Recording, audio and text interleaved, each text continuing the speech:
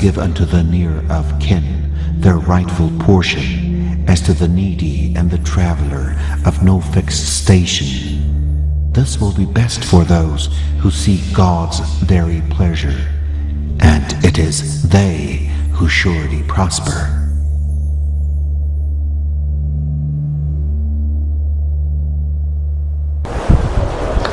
Bismillah.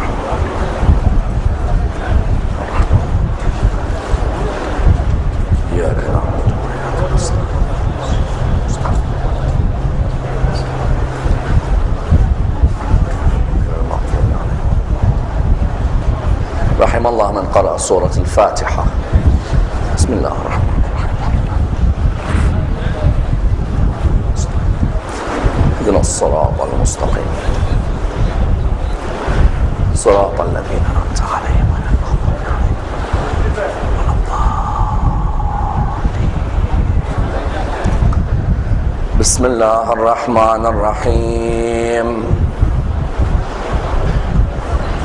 الحمد لله رب العالمين، والصلاة والسلام على سيدنا وعظيمنا وحبيب قلوبنا وشفيع نفوسنا أبي القاسم محمد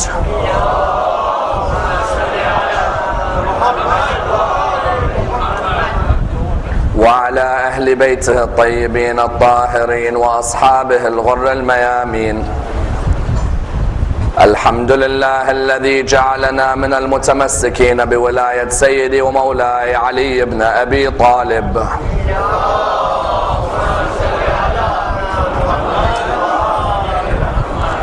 الحمد لله الذي هدانا لهذا وما كنا لنهتدي لولا أن هدانا الله. أما بعد، يقول الله في كتابه الكريم: بسم الله الرحمن الرحيم. قل لا أسألكم عليه أجرا إلا المودة في القربى. The first of our loud salawat in honor of Rasulullah Muhammad sallallahu alayhi wa alihi wa sallam.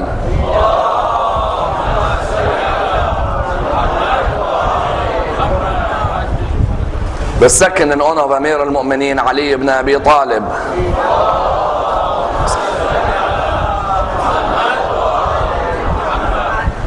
The third, with your loudest voices, in honor of the Imam of our time, Imam Sahib al-Asr wal-Zaman.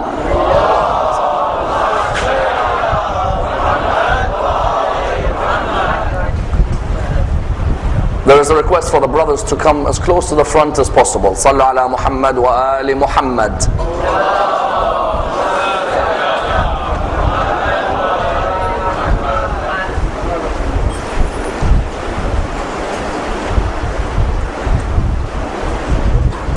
Respected scholars, brothers and sisters, Assalamu alaikum wa rahmatullah wa barakatuh.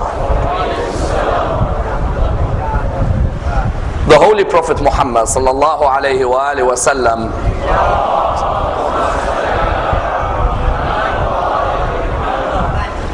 was born in the year 570, known as the year of the elephant. He occupies a prominent position within the religion of Islam and is revered as the greatest personality within the religion. A man whose life has to be examined in depth, for there are many lessons to be learnt and indeed many examples to be derived. And indeed a man whose biography has been unfortunately very much undervalued and indeed very much underestimated.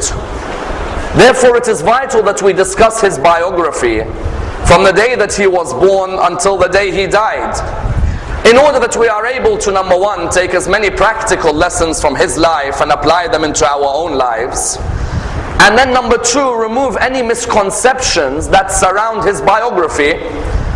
For there was a period in medieval Europe when he was seen as being the devil incarnate, or he was seen as being the false Messiah, or he was seen as being the Antichrist.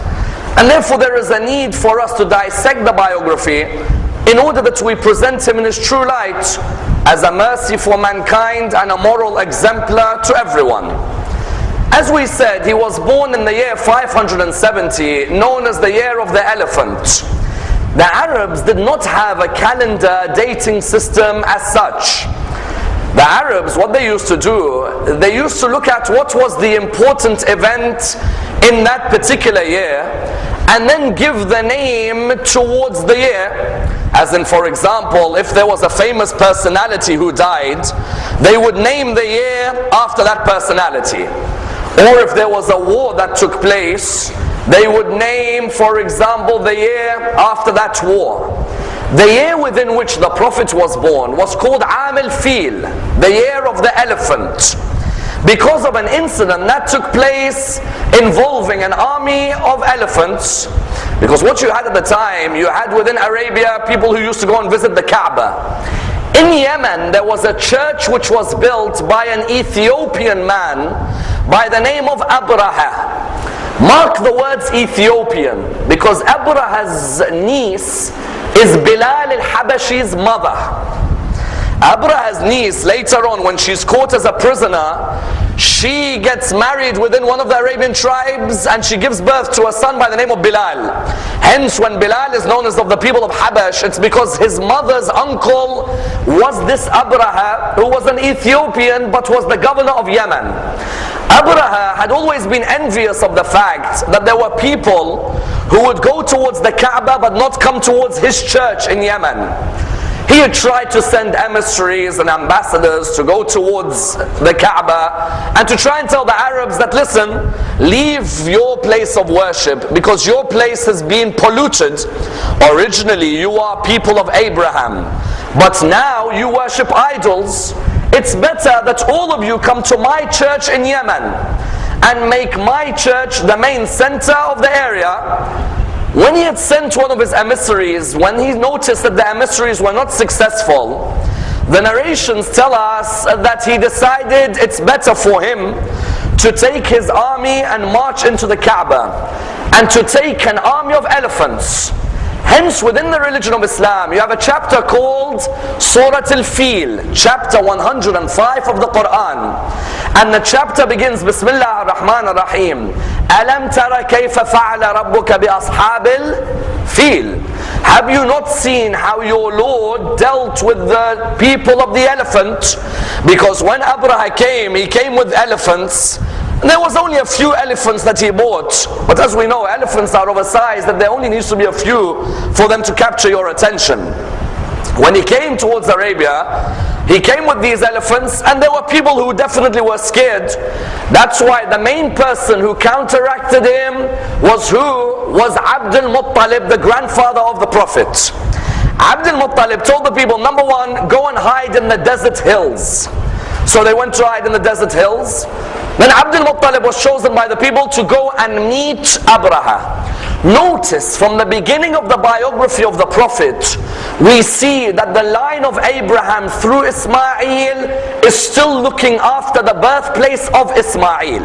Yesterday we said in Genesis chapter 17 verse 18 to 20, God promised Abraham that in the line of Ismail there will be 12 princes who are part of a fruitful generation. Abdul Muttalib, what did he do? Abdul Muttalib at this moment came to Abraha. He entered Abraha's tent. Abraha was sitting down. When he entered the tent, Abraha looked at him. He saw quite an imposing figure. He then said to him, sit down. And he said to him, what is it that you want? He said, I want my camels. He said, sorry? He said, I want my camels. You took my camels. I want my camels returned back to me. He looked at him and he said, you know, when you entered my tent, I had a lot of respect for you. But now I've lost all that respect. Abdul Muttalib said, why? He said, when you entered my tent, I thought this is a man who will want his black cube known as the Kaaba protected. Instead, all you want is the camels? He said, that house has a Lord for its own to protect it. And I am the protector of my lot of camels. I want my 200 camels being given back to me. He said to him, get out, get out. There's no agreement between us. Abdul Muttalib came back a second time to try and persuade him. Again, Abraha wouldn't agree. Abraha decided he'll take his elephant, and most of the narrations indicate another 6 or 7 elephants, and march towards the Kaaba. They marched towards the Kaaba, and the Quran put it quite beautifully. When the Quran said, أَلَمْ تَرَ كَيْفَ فَعَلَ رَبُّكَ بِأَصْحَابِ الْفِيلِ أَلَمْ يَجْعَلْ كَيْدَهُمْ بِتَضْلِيلٍ وَأَرْسَلَ عَلَيْهِمْ طَيْرًا أَبَابِيلَ تَرْمِيهِمْ. You all see that what Allah subhanahu wa ta'ala, what did He do? He ensured that if you plan and I plan, I'm the greatest of planners. These elephants were coming. They were ready to bring their victory. The narration stated very clearly that some birds with these stones pelted them until the opposition army was defeated. In other words, Rasulullah, the year that he was born, the Arabs hadn't begun the Hijrah calendar. We know the Hijrah calendar began after what? The Hijrah calendar after the Prophet migrated from Mecca to Medina. Then you had 1AH, 2AH, 3AH, 4AH. Before that, what did you have? Years, according to incidents. So the date of his birth is differed on between the different schools in Islam. Our brothers in other schools celebrate his birth on the 12th of Rabi' al-Awwal. We celebrate his birth on the 17th of Rabi' al-Awwal. It is vital that this isn't a cause of friction between us. Why? Sayyid al-Khumaini, may Allah bless his soul, used to stress on this week being a week of unity between Muslims. Because all of us are sharing a common denominator, and that is the life of our Prophet. It should be a case where on the 12th of Rabi' al-Awwal our mosques go, or our imams go to the mosques of our brothers and celebrate with them. And on the 17th, our brothers are welcomed into our mosques to celebrate with us.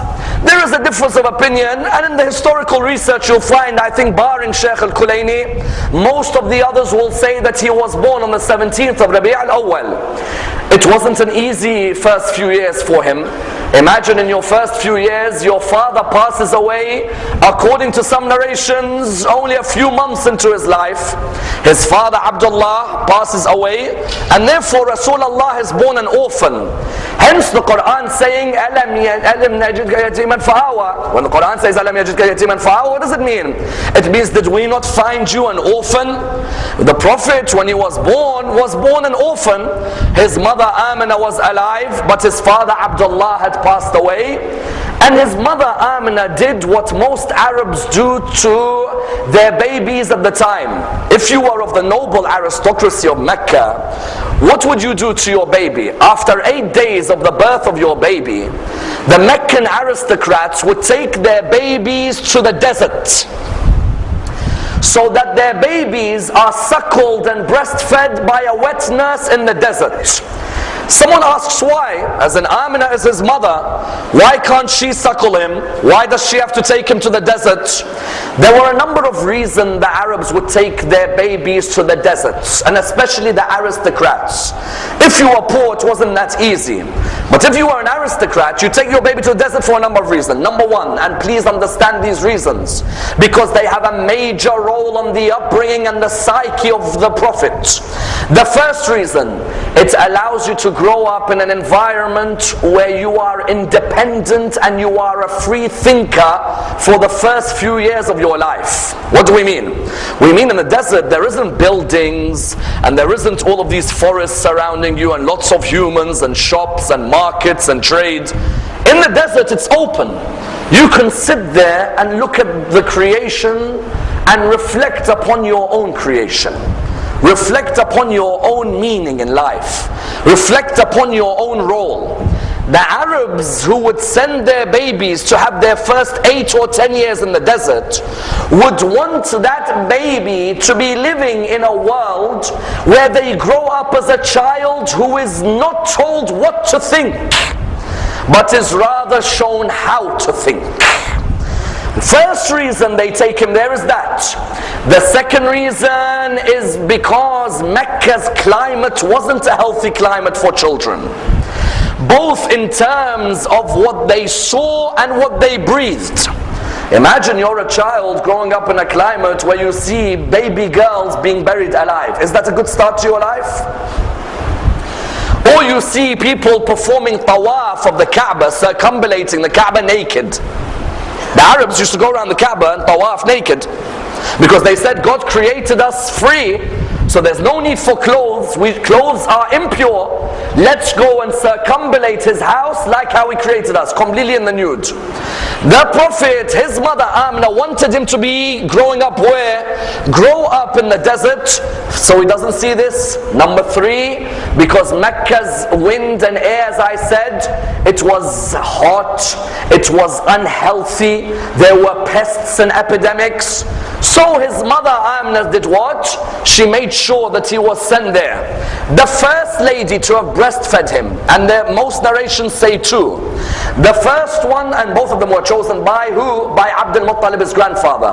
The first one to have breastfed him was Thuwayba, the servant of his uncle Abu Lahab. Remember Abu Lahab, before the Prophet announced his prophethood, used to love the Prophet, because he used to see him as his younger brother's son. Abdullah is Abu Lahab's younger brother, isn't he? So he used to see him as his younger brother's son. So first Amna asked Abdul Muttalib. Abdul Muttalib said Thuwayba. Thuwayba also suckled Hamza, because Rasulullah and Hamza's ages are very similar. And that's why when Rasulullah was one day told to marry Hamza's daughter, he said, we cannot, because in Islamic law we suckled from the same wet nurse. Then number 2, Abdul Muttalib chose who? He chose Halima Sa'diyah. Halima Sa'diyah was a pious, God-fearing lady. Abdul Muttalib chose her as the one who would suckle the Prophet. And she herself would say that I saw vast riches and goodness affect my life the moment I started to suckle the Prophet.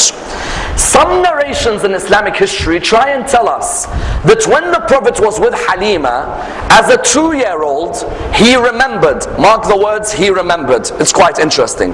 As a 2-year-old, he remembered he was sitting down one day, 2 men came, opened his chest, gave him a heart transplant, because there was the black dot of shaitan on his heart, then put a new heart in, and that was the pure Muhammad after that day.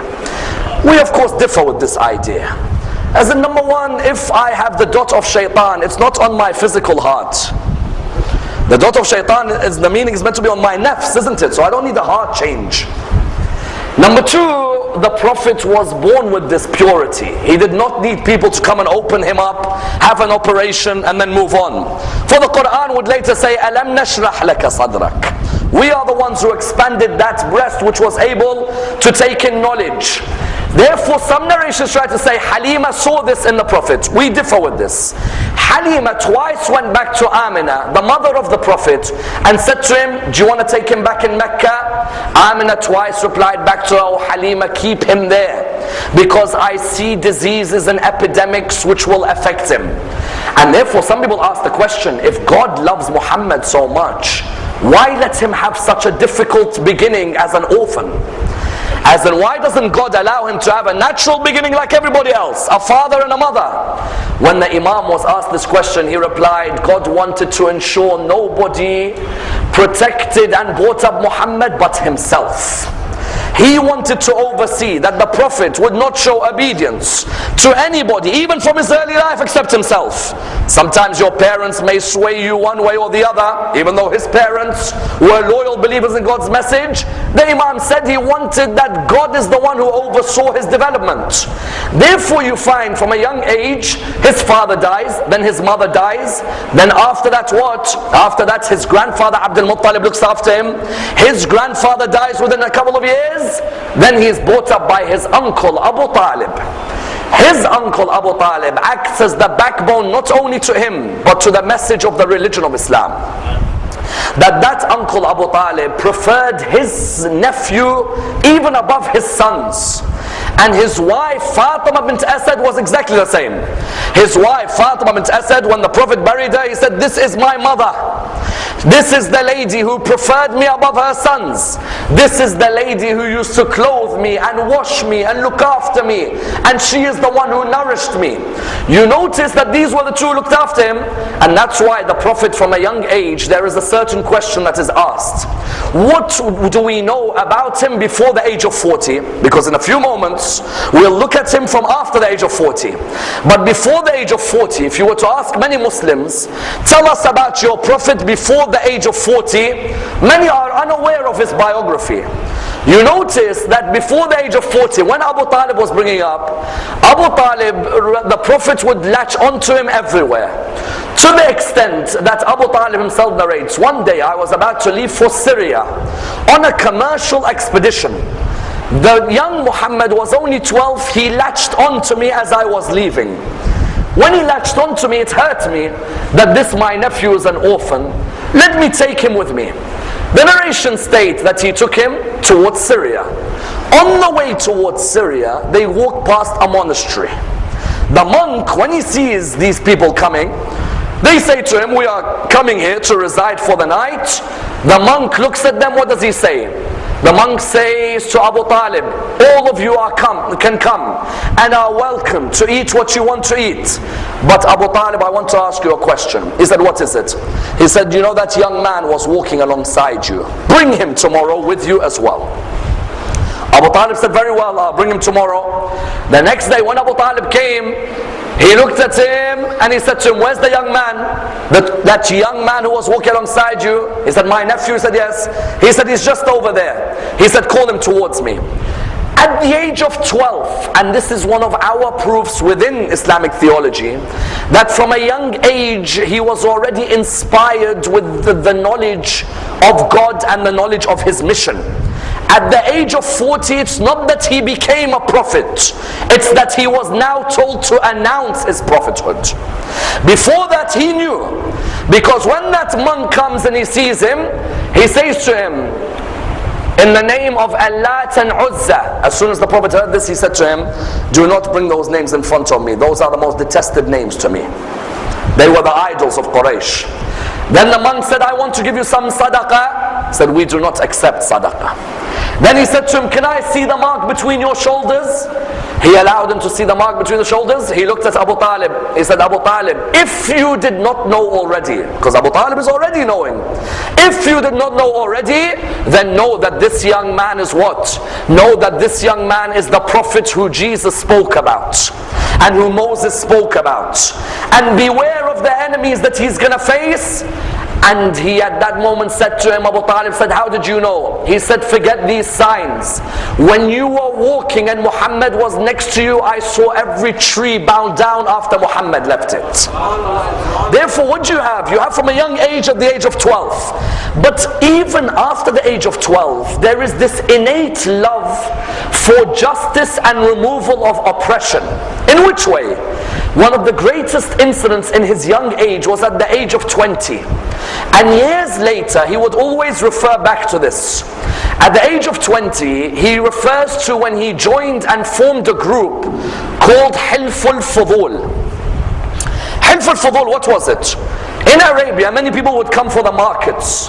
When they'd come from the markets, they'd come from outside the market area.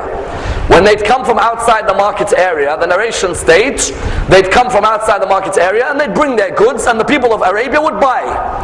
One of these people came from Banu Zubayd, or some say Banu Zabid. He came to sell some of his goods to Al-As ibn Wa'il, the father of Ammar. When he sold his goods, he said to the father of Ammar, he said, Al-As, give me my money.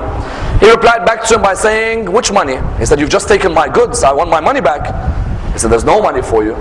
And you're a stranger in our land, you're not going to get your money back. And I'm one of the aristocrats of Arabia, so you might as well forget about it. This person, what did he do? He was so enraged, he went on one of the mountains in Arabia and he said, O people of Arabia, I have come as a stranger to your land and I have been involved in a business transaction and none of you have sought to help me when this man has taken my rights. At least one of you speak up. A 20-year-old called Muhammad speaks up for him. He gets up and he says, it is unjust for us to be like this with a person who is a guest in our location. And secondly, in a business transaction, how can we be unjust when the goods have been sold? Let us form a league which looks after the rights of business employees, and let us form a league which protects transactions within the Arabian state. How old was he? Remember, he wasn't old, he was 20. There is still no announcement of his prophethood. But from that young age, the first sign people noticed of him, a man who speaks out against injustice. We in 2011, the first example we take of him, how many of us speak out against injustice, be the injustice against Muslims or non-Muslims? Our Prophet didn't look at that man and say, well, that man is not a Muslim, so I'm not going to speak up what's right. Whenever we see any oppression anywhere in the world, we must speak out against that oppression. Because our Prophet from his young age taught us this. This is number one. Number two, not only at the age of 20 did he achieve this, later on he achieved two attributes which the Arabs would honor him for. They gave him the title As-Sadiq and Al-Amin, the truthful and the trustworthy. Notice that the Arabs didn't know he was a prophet, nor did they receive any book from him, but they were concerned with his ethics as a human being. You know, when the Kaaba was affected by a flood, the Kaaba was damaged. They needed to put back Hajar al-Aswad. You know the black stone in the Kaaba? They needed to put back Hajar al-Aswad into the Kaaba. The Arabs had a fight with each other, and you know, unfortunately some of these Arabs were fighting a bit too easily. The Arabs had a fight with each other, and amongst the fights that they had was this one: who puts Hajar al-Aswad back in its position? One tribe said we should put it back, another says we should put it back, a third says we should put it back, a fourth says we. They said, okay, let's do this. The man who walks in next into this meeting, he will be the one who chooses which tribe puts it back. As soon as he walked in, they didn't say Muhammad has walked in. They said As-Sadiq Al-Amin has walked in. The focus wasn't on the name. The focus was on the morals of the man. Today in Islam, there is too much focus on names and not morals. When he began his mission, before he began, you can't just come out in front of people and say, people, I am a prophet, follow me. No, you need to have attributes where for 40 years no one can find a black dot on you. A human being has a funny way about themselves. Do you know what we do as humans? If you give us a white piece of paper and there's a black dot in the middle, and you ask us what's on that paper, we'll say a black dot. None of us will focus on the white, will we? We love to focus on the dot. Even if there is so much white about someone's character, all we can remember is the black dot. Whereas the prophets did not allow them to point at one black dot. Sadiq, Amin. When he therefore came to announce his prophethood, he came to them and used this. He said, did you not call me As-Sadiq? Did you not call me Al-Amin? When Hajar al-Aswad was to be placed, was I not the one who said, oh, four tribes, why do you fight each other? One of you holds one part of the cloth, another holds a second, a third holds a third, a fourth holds the fourth. Carry Hajar al-Aswad, all four of you, and I'll pick it up from you and I'll place it.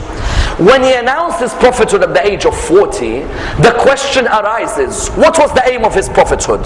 The aim was nothing more but allowing mankind to meditate and reflect on their existence, in order that after meditation and reflection, mankind not only had respect for themselves, but they had respect for other creations of God as well. That's it. We made our prophet's religion complicated, whereas his mission from the beginning was a mission which was simple. Arabians were in Jahiliyyah. If any society is stagnant, it means it's a society which doesn't reflect. And when the human doesn't reflect, then he is the cause of a virus in his society. When the Prophet began his mission, did he begin by saying, all of you pray namaz right now? Did he say, all of you, Shahr Ramadan, fast? All of you, keep a bed. All of you wear hijab. He began first by saying, mankind, reflect on your existence. Have an hour of reflection, it's greater than 70 years of dry worship. Today's Islam is too dogmatic. It is too focused on halal, haram, halal, haram, halal, haram, wajib, makruh, halal, haram. You're looking at them and you say, this is what Muhammad bought? No. The Prophet began his mission, and the first part of the mission was what? A true human is one who is reflecting on their role in this world. The moment they reflect, everything else will fall into place. Today's Muslims, we focus on the jigsaw pieces, we've forgotten the puzzle. Notice Miqdad, what does he say? He says those early days in Islam, what were we doing? He says in those early days in Islam, I heard the Prophet through, for example, one hadith saying, I heard the Prophet saying an hour of reflection is greater than a year of worship. And then I heard Ibn Abbas say, the Prophet said, an hour of reflection is greater than 7 years of worship. Then I heard another companion say, an hour of reflection is greater than 70 years of worship. So I said, I'm going to go to the Prophet and ask him, how in one hadith are you telling the people an hour of reflection is greater than a year? In a second you're saying an hour of reflection is greater than 7 years of worship. In a third you're saying an hour of reflection is greater than 70 years of worship. When he told the Prophet said, Miqdad, come with me. Let's ask the first person. They asked the first person, how do you reflect? He said, I look at the creations of the heavens and the earth, and I think to myself, these cannot have come by an accident. The Prophet said, his 1 hour of reflection is greater than a year of worship. Then they went to the second. They said to him, how do you reflect? He replied by saying what? I think about the day of judgment and the questions I'm going to be asked about what I did in public, but what I did in private as well. Rasul said his 1 hour of worship is greater than 7 years of, his 1 hour is greater than 7 years of worship. Then he went to the third. How do you reflect? The third said, I'm going to be very frank with you. I think about hellfire and I get scared. His 1 hour of reflection is greater than 70 years of worship. Because the moment you think about that, it will make you change your ways quite quickly. The origin of the religion was what? The Prophet began first by saying, 1 hour of reflection in this religion is greater than 70 years of dry worship. You can fast and pray and fast and pray and fast and pray. But if you fast for 30 days in the year, but the other 335, you're not reflecting on your life, on your role, on your meaning, on your objectives, then you haven't understood the true message of the religion of Islam. Then after that, the moment you reflect on your creation, that you were one day insignificant, you weren't worth mentioning, you came from something where if you look at it you are disgusted, then you'll look around those around you and you'll say, if I am so low, then why am I so arrogant to those who are around me? That's why when he began his mission, first at the age of 40 he asked people to reflect on their existence. Then he said, now that you've reflected, the first area I want you to remove is the area of racism in your society. Why? Because he knew when the human reflects, there'll never be a racist human being. Because what am I? Yes, because I'm a certain color, I'm better than another human. No, we were both sons of Adam, created from dust. You found that the first part of his biography was he spoke out against racism of any type. As in, how did Bilal come to Islam? Bilal came to Islam when one day he saw Ammar ibn Yasir was captured. When Ammar ibn Yasir was captured, the early aristocrats of Quraysh looked at Ammar and they said to Ammar, oh Ammar, are you the one who's trying to come forward and you're trying to say that Muhammad's religion is the one we should follow? Ammar said yes. He said, explain to me Muhammad's religion. He replied by saying, the Prophet talks of one God, and that God is one who is merciful to his creation. He has given them free will, and that God has a day of judgment where he will judge us, but he will not judge us on our race. He'll judge us on our consciousness of his presence. Bilal was standing there, he was a slave. At that moment, Bilal, one of the people said, Bilal, torture Ammar. Bilal said no. He said, what? Bilal, you black slave, torture Ammar. He said, no. How dare you, Bilal? We brought you up, torture. He said, I have never heard of a message where there is a religion where a man with my skin complexion is protected, where a man of my skin complexion is honored. Notice here that Bilal, when he came towards Islam, it's because number one, there was the avenue of reflection by the Prophet. He allowed the religion to be intellectually spread, not emotionally. Intellectually there was a spread. When Bilal heard this, Bilal would later on, the Prophet would destroy any area of racism. How? He would come forward and say, when he reached Medina later on, the Prophet would come forward and say that I want someone to call for prayer. The people came forward and they said, who is it that you're going to call? He said, Bilal, go up and recite the adhan.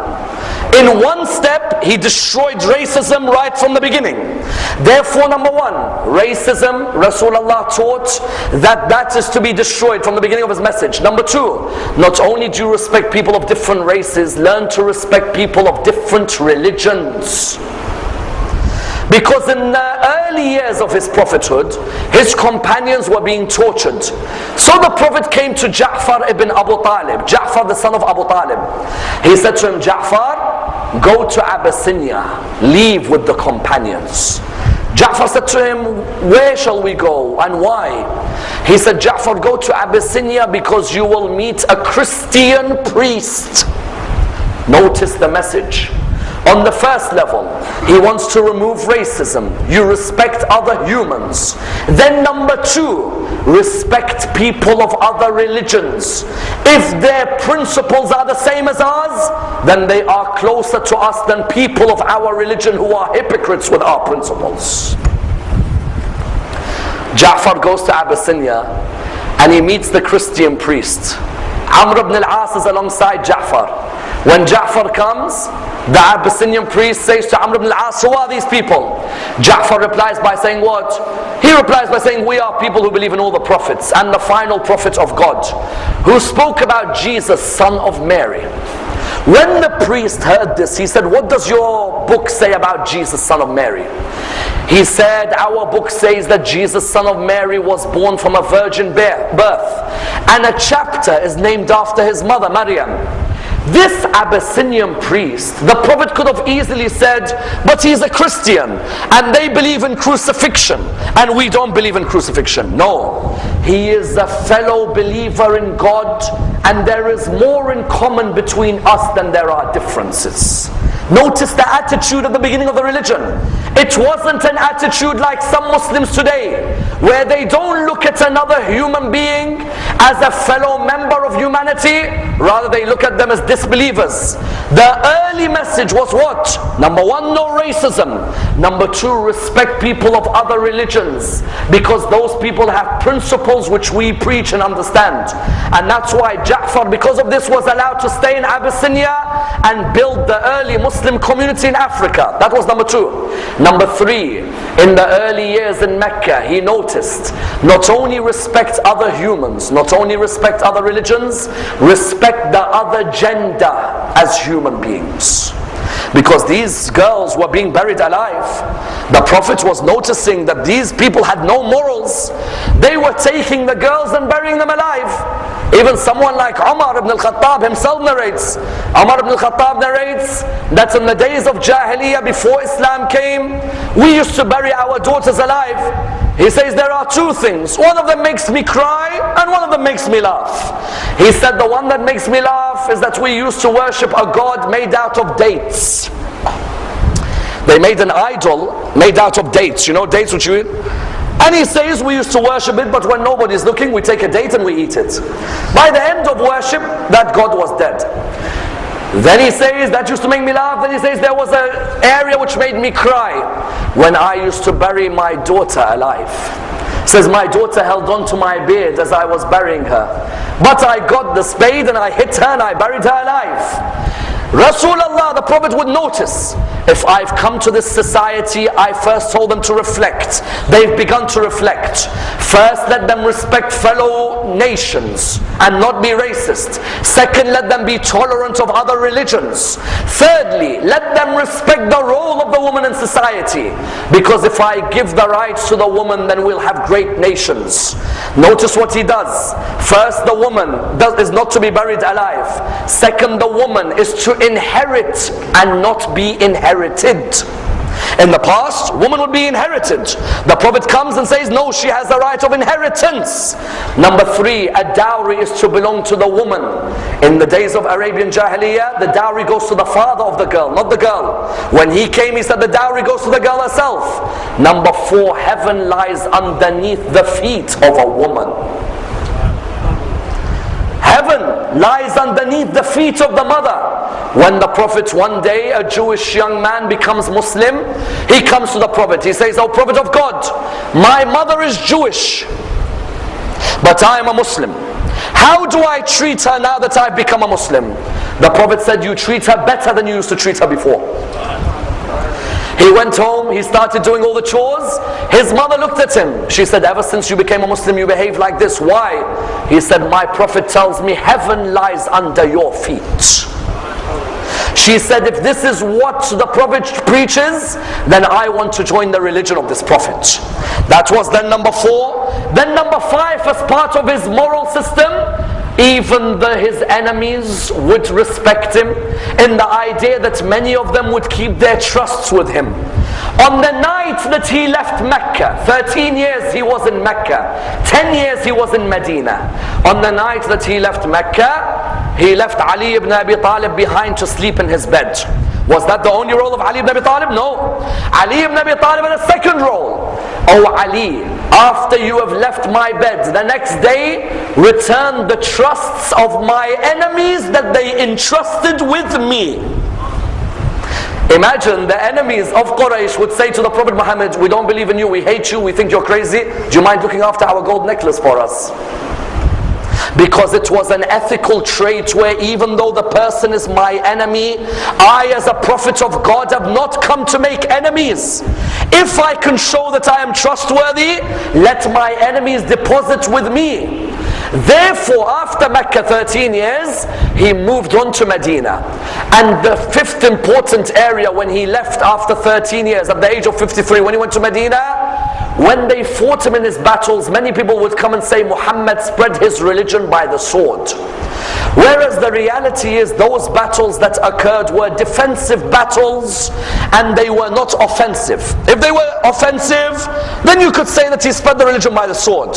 Whereas on the contrary, they were what? They were defensive battles. Were they defensive battles to protect Muslims only? No. The Quran came forward in chapter 22, verse 39 to 40 saying what? "Were it not for us telling our Prophet to come out and protect himself, there would not be a single church, synagogue or mosque in existence in Arabia." I ask you, if this Prophet came to spread his religion by the sword, why is the Quran talking about churches and synagogues? Chapter 22, verse 39 to 40. "Were it not for our Prophet defending himself, there wouldn't be a single church, synagogue or mosque." The reason is Islam was trying to say, when we are defending ourselves in Medina, we are looking to defend every single area of worship which says there is only one God. It's not just for us. The Quran would come with a statement. "Say, O people of the book, قُلْ يَا أَهْلَ الْكِتَابِ تَعَالَوْا." O people of the book, O Jews, O Christians, come. We don't want to fight you. Muhammad's original message was, we don't want to fight the people of the book. O people of the book, come to a joint word between us and you. Chapter 3, verse 64. That we will only worship one God, we will not put partners to God, and we will not take lawgivers besides God. After those early battles, you even notice a focus in his message on education. That after the battle of Badr, when he takes those prisoners, some of his companions say to him quite recklessly, "Let's kill them." He says, "No. Let's treat them with the best of treatment and let's say to them something." They say, "What is it?" He says, "We will ransom them if they teach 10 of our people how to read and write." From the beginning, it was a message in Medina on a focus on education. Seek knowledge from the cradle to the grave. Today's Muslims seek knowledge from the cradle till marriage. After that, become lazy. Seek knowledge from the cradle to the grave. Read until the final moments of your life. The value of a believer is what? Is their knowledge, is their wisdom. You notice, what does he do? He doesn't want the prisoners tortured. No. If you can teach reading and writing, then these are the basis of a great society. Then after that, in establishing himself as the head of the state in Medina, does he say the Jews should be kicked out or the Christians should be kicked out? No, he forms a constitution called the Constitution of Medina. The Jews will worship in their synagogues, the Christians will worship in their churches, and the Muslims will worship in their mosques. There is nothing wrong with having a society of multi-religious dimensions. And even after that in Medina, when he is ordered by his Lord to go to Mecca, he hasn't returned to Mecca since he was expelled. When he returns to Mecca, his companions say, let's go back and fight those Meccans. He says, no, we will conduct a peace treaty with them. His companions say to him, what do you mean peace treaty? Surely it is our chance to destroy these people's lives, to finish them like they tortured us, like they finished us, they killed us. The Prophet said, no, let's have a peace treaty with them and allow them to be opened up to the mercy of the religion of Islam. And that's why, do you know when the Prophet opened Mecca, he taught us an ethical lesson, like the ethics of removing racism, like the ethics of respecting other religions, like the ethics of respecting the other gender. He taught us the ethical lesson by the name of forgiveness. Many Muslims find it hard to forgive today. A person who wrongs me, or a person I see committing wrong, I find it hard to forgive them. You tell them, but the years have gone. Maybe the person changed. Maybe the person repented. No, I saw the person do this, or the person said this, and I'll never forgive them. Whereas their Prophet was the most forgiving of men. When Mecca was opened, there were two men who came towards him, who he forgave, who me and you would never forgive. The first of them was Wahshi, the man who mutilated the body of his uncle Hamza. Imagine your uncle who brought you up alongside Abu Talib. You saw his body mutilated by this man. To the extent, do you know what Hind, the mother of Muawiyah, did? She cut so many pieces of Hamza's body, she made a necklace for herself. And this Wahshi ripped Hamza's chest apart. When Mecca was opened, Wahshi, Abu Sufyan, Hind, people like Ammar ibn al-Aswad, they thought to themselves, we're never going to get forgiven by Muhammad. Muhammad's going to enter Mecca and he's going to execute us for what we did. Wahshi and Ammar said, but we hear Muhammad's a man of mercy, and that his religion is merciful and forgiving. He came to perfect the akhlaq of man. إِنَّمَا بُعِثْتُ لِأُتَمِّمَ مَكَارِمَ الْأَخْلَاقِ. I have come to perfect the morals of mankind. So they said, let us go and approach him. Wahshi went to him. When Wahshi came, he said, O Prophet of God, forgive me. I was in the days of ignorance. I didn't know about the message of Islam. I heard rumors, but it weren't true. O Prophet of God, forgive me for what has happened. And the reply was, O Wahshi, you are forgiven. Now leave this area. Then Al-Ammar ibn al-Aswad came. Do you know what Al-Ammar ibn al-Aswad did? The Prophet, one of his daughters, or in some narrations stepdaughter Zainab, she was pregnant. She was meant to go towards Medina. Al-Ammar wanted her to miscarry. So on her way towards Medina, he came and scared her in a way where she ended up miscarrying her child. When the Prophet heard this, he was saddened. When he opened Mecca, Al-Ammar came and he said, O Prophet of God, I am the cause of the miscarriage of your grandchild. I scared your daughter in a way where I caused her to miscarry her child, but I was ignorant. They deceived me about your behavior and your character. When I see you now, I see a man of morals. Please allow me to be forgiven. The Prophet, if it was me and you, and someone hurt us in this way, would we forgive them? Ask yourself as Muslims today, how forgiving are we of our brothers, our sisters, our aunties, our uncles, our grandparents, our cousins? Whereas our Prophet came and taught even this man who caused my daughter to miscarry, he told him, you are forgiven by Allah subhanahu wa ta'ala. Do not worry over what you have done.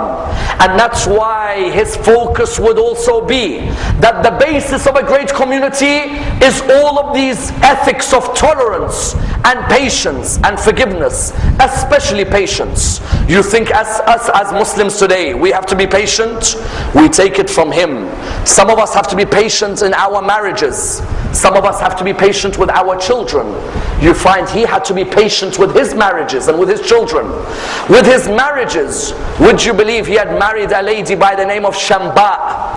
This Shamba, the narration says she was called Shamba, the daughter of Amr al-Ghaffariya. This Shamba, when she saw his son Ibrahim die, we know he had Qasim, Abdullah, Tahir and Ibrahim. You know, when she saw his son Ibrahim die, she was his wife. She saw his son die. She looked at him. She said, if you're really a prophet of God, God would not have caused your son to die. I'm leaving you. And she left. Do you know how much patience you have to have when you're married to someone and they talk like that to you? For you to tolerate. But he was patient. He had another wife by the name of Malika. This Malika heard some people say, your dad, the cause of his death was Muhammad. She said, take all your possessions. She left.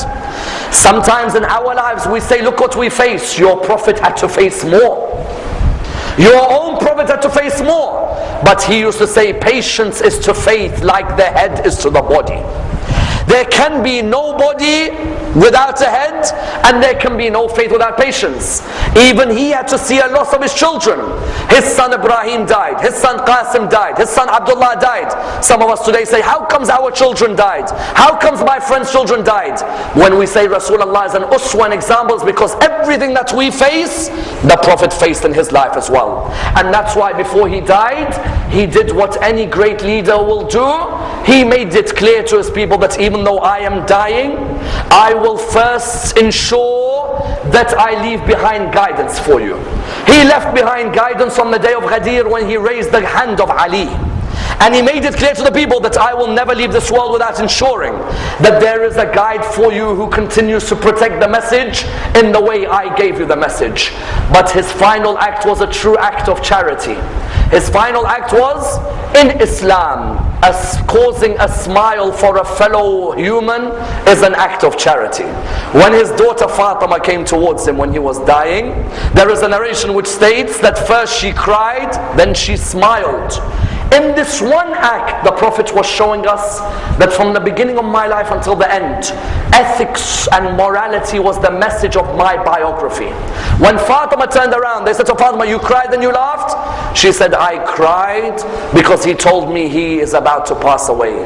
But then I smiled because he told me I will be the first of his family to join him. Notice from the beginning until the end, the man was a man who brought a smile into the life of humanity and left with a smile. And that's why until today, as a conclusion, it's not only Islam that respects him but others.